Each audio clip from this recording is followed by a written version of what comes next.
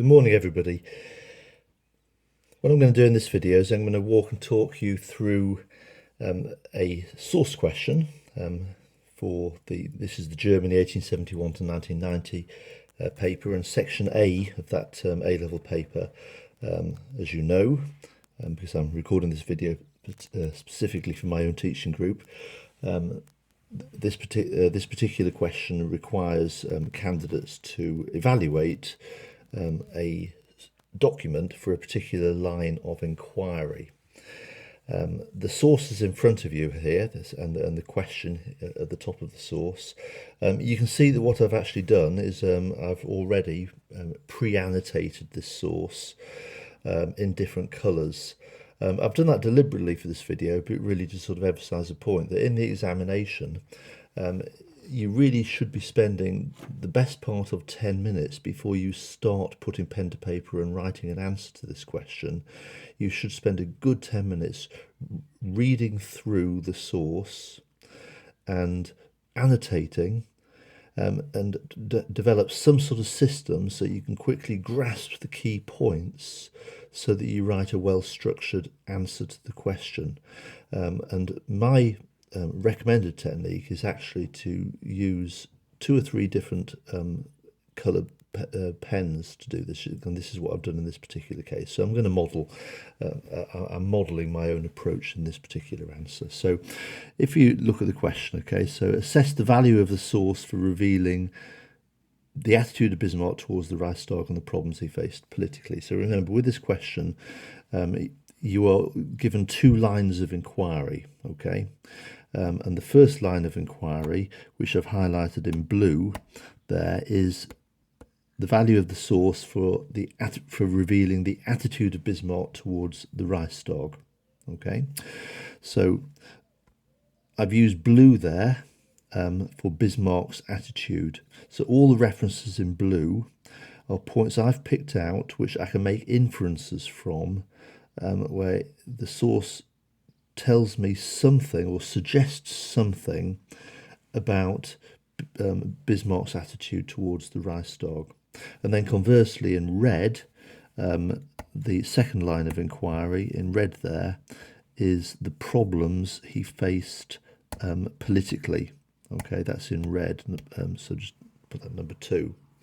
So likewise, I've highlighted in red references that I've picked up thinking, well, what are Bismarck's problems? Now, when you're writing an examination condition, and this is the way I would approach it, and you may be different, but my mind works this way, so this would be the best approach for me. I would actually read the source twice, and the first time I would be entirely focused in on the first line of inquiry, Bismarck's attitude towards the Reichstag, and I would have that colour pen and I would be pulling out anything I could find about Bismarck's attitude towards the Reichstag. And then I would change to a different colour pen and I would refocus on the second line of inquiry, the problems he faced politically, and I'd underline any extracts in a different colour for that, okay? And then that gives me a quick visual, okay? And then probably after that, I would take my normal pen and I would, looking at the different things, I would just sort of make arrows around the edge and I would sort of make quick notes, okay? What are the key things I've pulled out of that? So in effect, you're brainstorming onto the source, okay? Your ideas. So then you can go into writing your answer and you can sort of marshal and gather the points together in a cohesive way. It also helps you to make connections, okay? So you can actually sort of see where common points are being made, because there is a repetition of certain points throughout the source, okay? But what we'll do is we'll have a quick look at the source first before we look at the structure of the answer. You'll also see then I've used a third colour because you are also told by the question in terms of evaluating the source. Okay, so you've got to look at those 2 lines of inquiry. but you're told to explain your answer using the source. So we've done plenty there. Using the information given about its origin. And that's clearly what we call the provenance. Okay, so I've picked up anything to do with the provenance. I've used green for. Okay, so anything there. So you can see at the beginning. Now, obviously, the main thing about provenance is at the very beginning, where you're told where the source came from, who wrote it. Okay, but you've got to be very sort of tuned into that. Okay, so the article is reporting on a speech made by Otto von Bismarck. So much of what you're reading here is a speech made by Otto von Bismarck. But it is an article that is reporting on the speech by an English newspaper, written in 19th of July 1879. So as you read, be mindful of the fact that it is the point of view of an English newspaper. Point of view is the key phrase, and look for any clues in the source that tell you about what is the point of view of the author of the source. Okay, is a view being expressed in any way by this English newspaper? Okay, and there are little clues. So you can see I've underlined at the beginning there that it comments that Bismarck's speech caused great controversy and debate. Okay, so that's a point of view of the author of the source. And then at the end there, it says, we feel that he may be entering a difficult period for both himself and the German state. So we've picked up little clues about the provenance of the source as well. And I've used a different colour, green, for that. The other thing, and perhaps I think what I'll do here is I'll pick another colour if I can find another colour. I haven't got many colours left. What have I got left here? I will use grey for this. Okay. You're also told you've got to use your own knowledge, okay, about the historical context. Now, again, the immediate thing you should be doing there is you've got to be saying, throughout my answer, I've got to be applying my own knowledge about what was happening at that particular time. So the first thing you must always do is have a look at the date of the source, okay? So the source is reporting on a speech that Bismarck made in the middle of July 1879, okay? So you've got to be thinking to yourself, what do I know about what was happening at that time? And what you should know is that was the time in which Bismarck broke with the National Liberals, in which he looked at the recent elections, because there had been elections in the late 1870s, and realising that if he was going to achieve a parliamentary majority in order to pass the legislation that he wanted to pass at that particular time, he needed to reshift his alliances with particular political parties. And in particular, the late 1870s saw the decline of the National Liberals, and so Bismarck became more aware of the value of working with the Catholic Centre Party. And the reason for this is twofold. One, Bismarck needed to push through protectionist legislation through Parliament, and many of the National Liberals were in favour of free trade, so Bismarck therefore had to, in effect, review his alliance with the National Liberals, and that comes through very clearly in the source. And secondly, tensions with the Catholic Church had eased the year before because of the death of the Pope Pius IX. Now, you'll know that from the Kulturkampf, which therefore made a tactical alliance with the Catholic Centre Party more appealing than it had been previously. So you've got to start with your own sort of knowledge of what was happening, and that's what you've got to be very sort of tuned in. Own knowledge is hugely important. Fix on that date, think, what do I know that will help me interpret the source, and then start reading the source.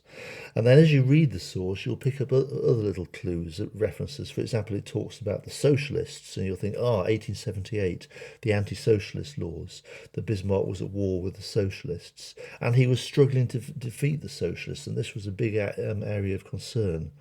So you'll pick up those little clues as you go through, but it is really important that as you write your answer, that you convince the examiner you have got good contextual knowledge of the source. Okay, so that's important. Okay, so let's have a quick look. We'll take the first line of inquiry first. So you're asked, which is all in blue, about the attitude of Bismarck towards the Reichstag. So what have we picked up there? Let me just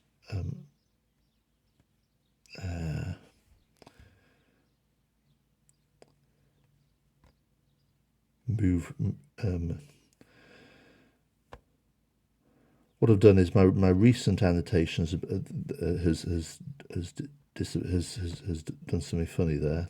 Oops, this isn't really what I wanted to happen. Let's see if I can sort of sort this one out. Okay, there we go. I'm just zooming in. Forget the grey bit. That didn't quite work the way I wanted. Okay, so the bits in blue. Bismarck's attitude towards the Reichstag. So in that first paragraph, I've highlighted Bismarck has suspended the Reichstag, and it will be asked to pass laws which will limit its authority. So we're told that Bismarck intends to limit the authority of the Reichstag. Okay. And that he has suspended it. So that's something about his attitude. I mean, the Reichstag is obviously the German parliament. It represents the people of the country, the people of Germany. So clearly he feels he has got the right to suspend it and limit the power of parliament. Okay. Then in the next bit we've got. I've highlighted the bit compelled to act in the interest of the state. That's again a sort of like key theme that keeps coming through, is that Bismarck felt that he had a higher duty towards the German state, which put him above party politics. And again, there is a suggestion there, okay, because the Reichstag is the forum of party politics, okay, it represents the different views of the German people. And in Bismarck's view, he, as the Chancellor of Germany, has got a higher duty than just responding to the views of the different political parties in Parliament, that he has a higher duty which is above party politics, which is towards the German state. Okay, and in a sense that links with the next point, because he clearly says that he was determined to follow the German constitution in order to unite the state. Okay, so the higher duty to the German state that he played a big part in creating in 1871 means that he is not going to be diverted or steered off course by petty politics, by the views of different parties in the parliament that represents the ordinary people.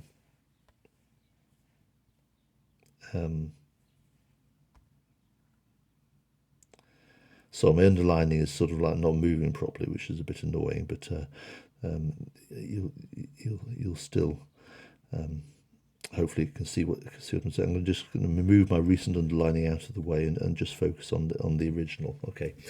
Then the next paragraph, he said he was determined to keep, again focusing in on the blue. There we are. Keep the state above the control of any party. Same point, isn't it? Okay, so he's actually reiterating that point. So you can actually then make connections again. That connects with the earlier points. So point out these similarities. I've underlined immediately the National Liberals tried to dictate policy. He broke his alliance with them. So again, that's part of the same theme, isn't it? He is not going to be dictated to by political parties, and if necessary, he will change his attitude towards one party depending on the political context. That's what it suggests. Okay, again, that's important when you write your answer, that you don't just repeat the words of the source. You've got to put things into your own words. He's not allowing individual parties to make demands. So again, that's part of that sort of context, that he is above party politics. And he will be opportunist. There's again another new word which you could use. It's not in the source, but you could use that word. He will opportunistically change his tactical alliances with political parties to achieve his objectives, and he's not going to allow them to control him. Next paragraph here. Bismarck stated the German government must have administrative independence and is prepared to work with the smaller parties rather than give way to pressure. So again, there's that sort of same point again. Tactical flexibility. Find the language to say what you need to say. Find different words, okay? The source suggests tactical flexibility. It suggests opportunism. He is taking a pragmatic approach. Those sorts of words. He would not be a slave to any party, and as a result he is seeking an agreement with the Catholic Centre Party. And again, it talks about in the interest of the state. The interest of the state is the higher interest at all times. Makes reference there to the fact that Catholic Centre Party's electoral support had increased. So there's the reference to the recent elections. I would jump in there at that point in my answer and apply some own knowledge. Hopefully you've memorised some election statistics. You can actually say what percentage the Catholic Centre Party achieved in those elections and in comparison to the previous elections, just to demonstrate that point that the Catholic Centre Party vote had increased. And there's obviously your point to make a reference to Pope Pius IX, who had died the year before, which had helped ease the tensions with the Catholic Church. Okay, so there's quite a lot there. So that's the blue bit, and then I'm just going to have a look at the bits in red. So remember, the line of inquiry for red is the Bismarck's problems that he faced politically. Okay, so what are the key points in red? In his speech, Bismarck strongly denied that he had ever considered sacrificing for political advantages what he believed were the correct policies. So, what can you infer from that? Well, clearly, he's been put on the defensive. He's having to deny points. He's being accused of things. Okay, he has been accused that he has made sacrifices. He has moved away from his correct policies for political gain. So he is having to deny an accusation that's been put in his way. So clearly, governing in a multi-party state where you've got different parties each making accusations against him is a pretty complicated business for Bismarck. Okay, and he feels fairly uncomfortable with it. There's your inference, okay, about the problems that he's facing politically. It is a complicated task governing a country in a multi-party state. He emphasised that his actions were a direct consequence of the attempt by the National Liberals to pressurise the government. So again, what does that tell you? The problems that he's facing politically.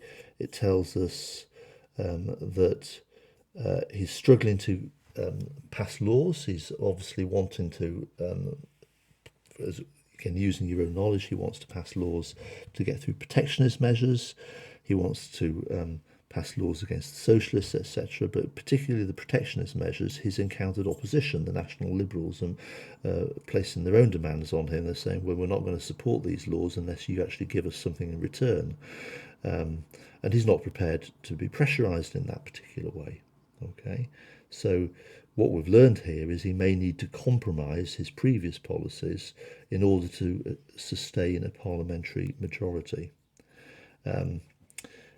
Next paragraph, he states that he's been left isolated in his war against the socialists. So again, there's that point that he feels he hasn't got parliamentary support, that he's trying to wage a war against the socialists, which he feels are a grave threat to Germany, and it then says he now needed to choose any political allies carefully in the future. So again, there's that point that he may need to compromise in order to achieve a parliamentary majority,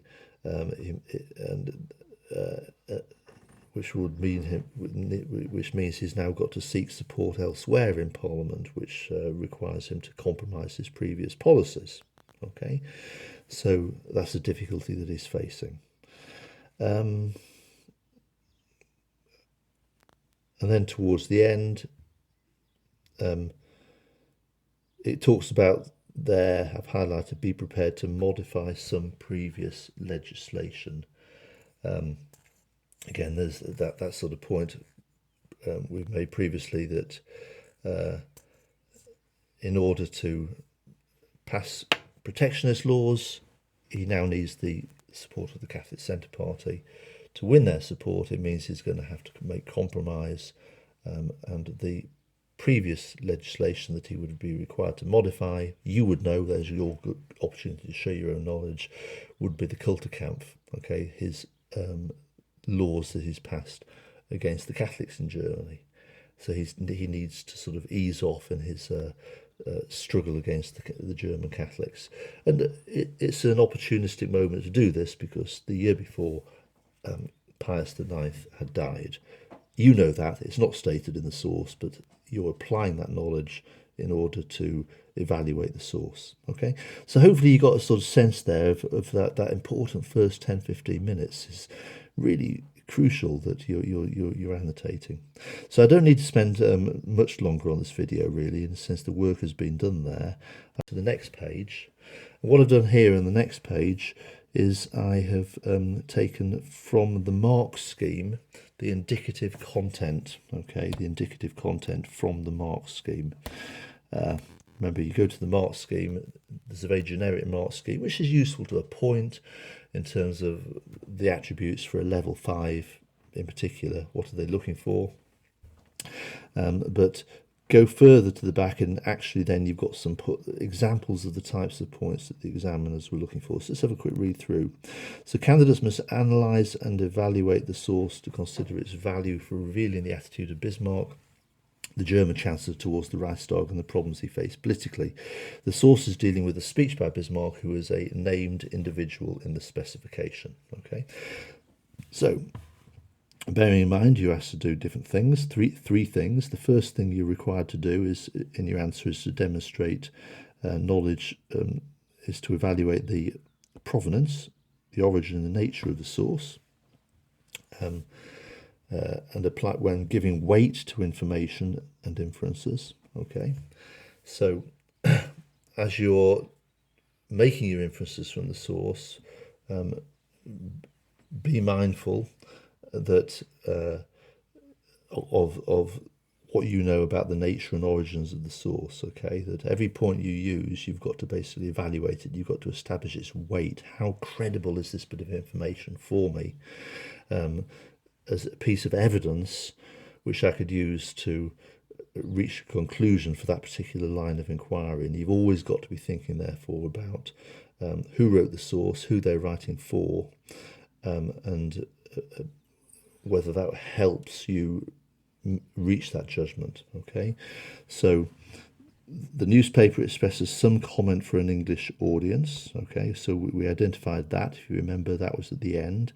It does talk about again, Bismarck controversy and debate, and the fact that clearly Bismarck is encountering problems. The article expresses a view.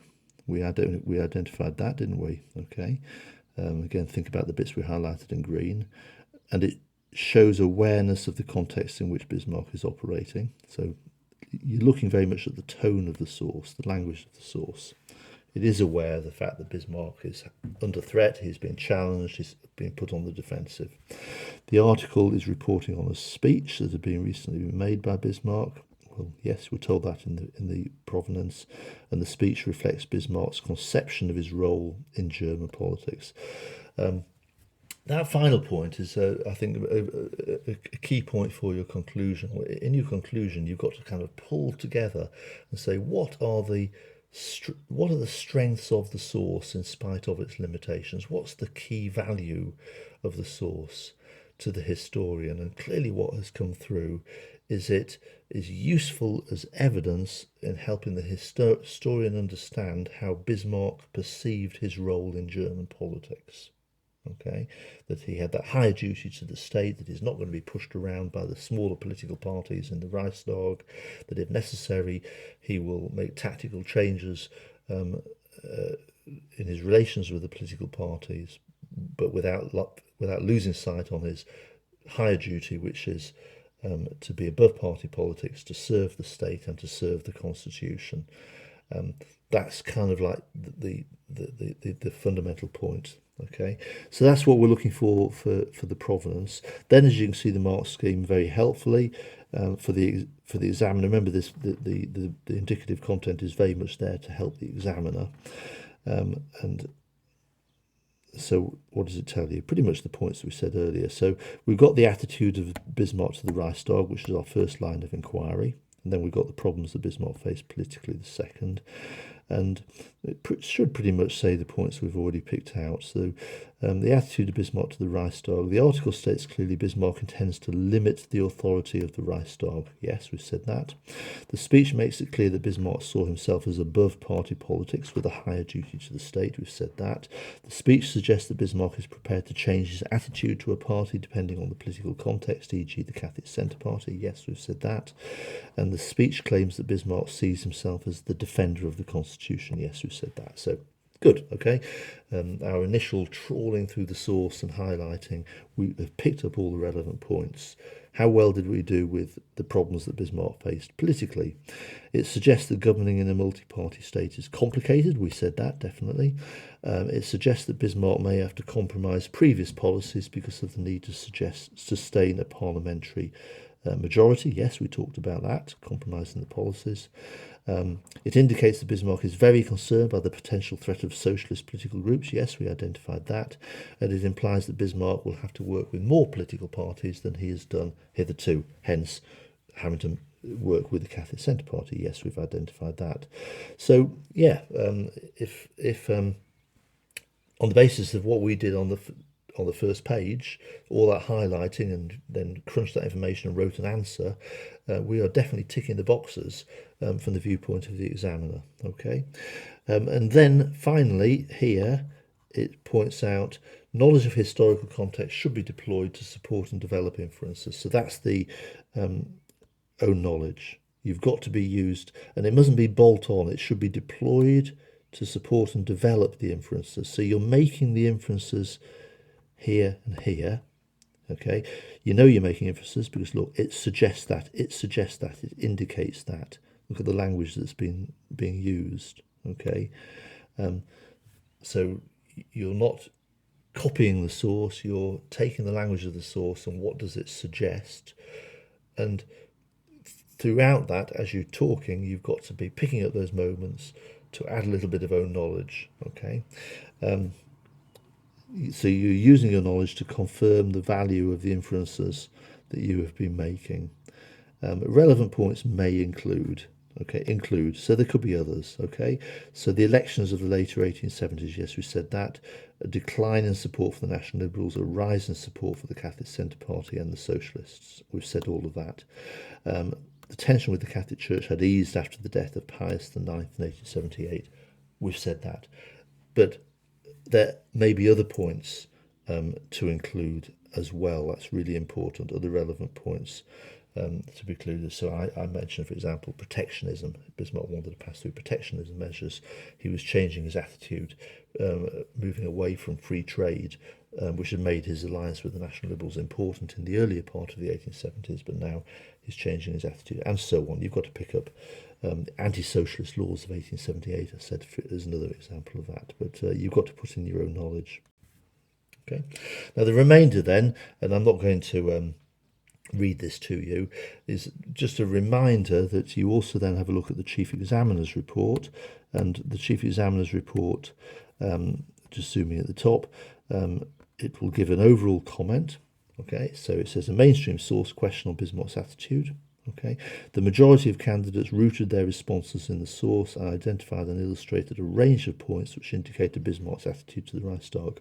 Most candidates also deployed contextual knowledge to emphasise the political challenges inherent in governing in a multi-party state and the underlying apprehensions about the rise of socialist politics. Not sure how much of value is there. I suppose the most important thing is you can definitely infer that they emphasise, the chief examiner emphasises the importance of applying contextual knowledge.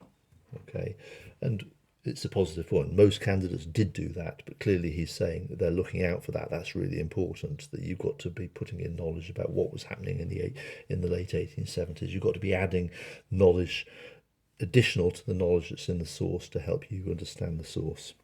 And then, as I say, what they usually then do is they usually put in for you a live scanned answer from that particular year. I'm not going to read you that answer. You can read it yourself. You can pause the video and read through that answer yourself. My particular teaching group, you can go to the Padlet page and go to Microsoft Teams, and you can download and the examiner's reports, read that yourself. There's the next page. Just zoom in a little bit for you.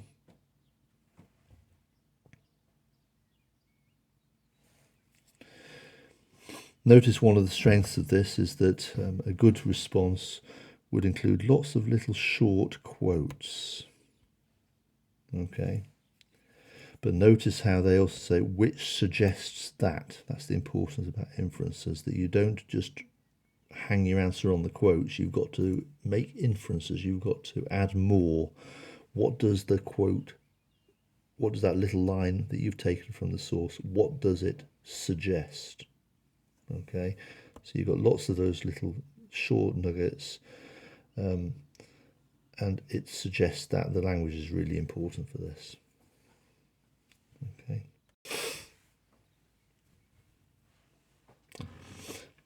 And there's the third page, and you can see at a glance that it's a well-structured answer. It's structured into paragraphs, and it finishes with a conclusion overall. How did it do? It was okay. It's not the strongest answer. Okay.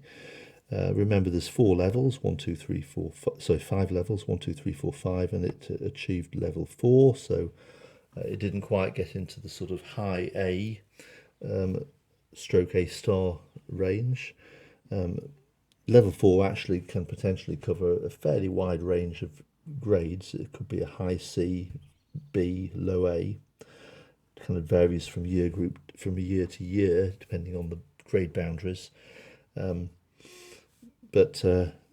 So clearly not a weak answer, a solid response. Okay, so what does the examiner say? The response engages with the source and identifies and illustrates points relevant to both inquiries.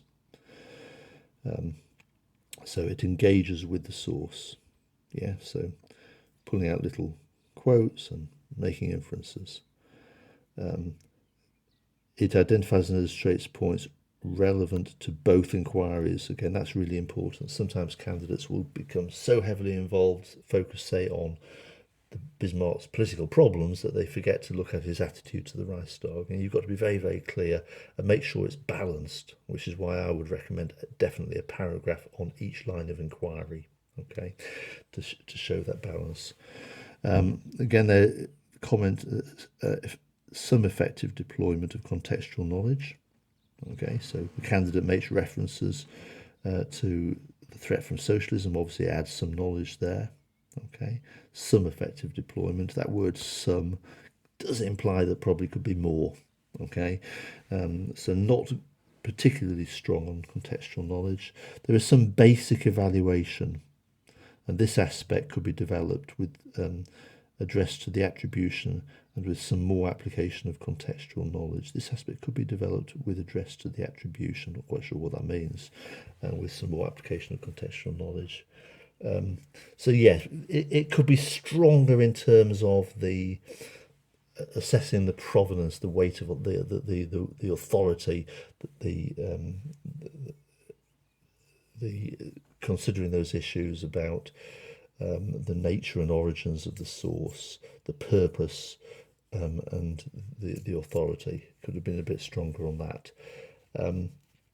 Remember, in the textbook at the back, there's an example of a strong Section A answer.